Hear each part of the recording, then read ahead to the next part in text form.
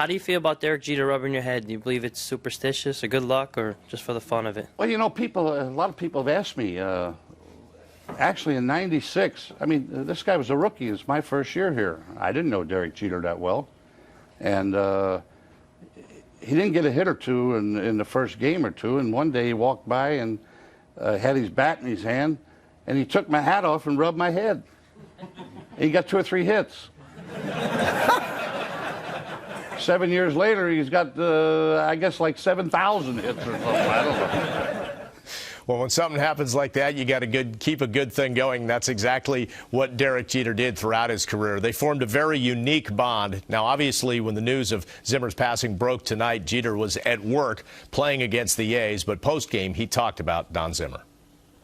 That's a tough one to swallow. I mean, it's you know, everyone knows how much Zim's meant to, I mean, our organization, the baseball as a whole, and you know, the thoughts and prayers go out to his family. But you know, that's tough news. I found out about halfway through the game, so that's a rough one. Derek, what would you? Well, I mean, Zim was around when I first came up. You know, he's someone that you know, he taught me a lot about the game. He's been around. He's pretty much seen everything. You know, his stories, his experiences. He was close to my family. He was good to my family, and we'll miss him. Derek, what will you remember most about him? Just his attitude. He was always positive. You know, he liked to have fun. This could be a long season, so it's you know, that's what you'll miss. When was the last time you spoke to him there? Right before surgery. Derek, guys, a connection. You rub his head. Was that instant, or did that take a little time to? Yeah, I don't remember. You know, I don't. You know, he's always had his stomach in his head, so I don't know when that started.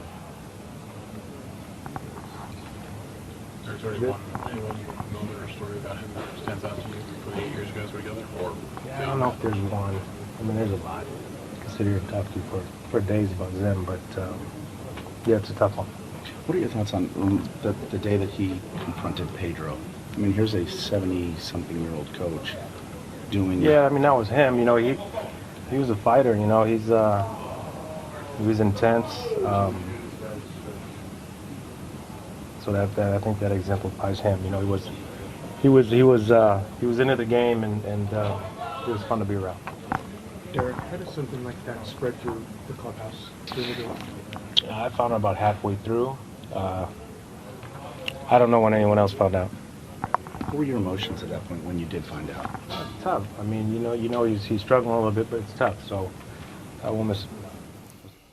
All right, so, Jack, earlier tonight you talked about Zimmer, and everybody has. It's kind of an incredible baseball resource. Imagine you're Derek Jeter as a rookie in '96, and you've got this guy who at the time had 48 years of professional baseball under his belt to sort of listen to and learn from. Absolutely, and they ended up being this odd couple, Bob. You had the hippest, coolest, one of the most handsome guys in New York in Derek Jeter, and then you had Don Zimmer, the aging coach who was nicknamed Popeye. But these two found a friendship, and they became very close friends. We've shown the video of it, of Jeter rubbing Zimmer's head. But I think they found that bond because the bond was about baseball and fun, but it was also about competitiveness. We've already heard a couple people on this show talk about how Zimmer was a very competitive guy. So for all the fooling around that Jeter and Zimmer did, they were in this together to help the Yankees win. And you could see, by the way, Jeter was answering those questions very emotionally.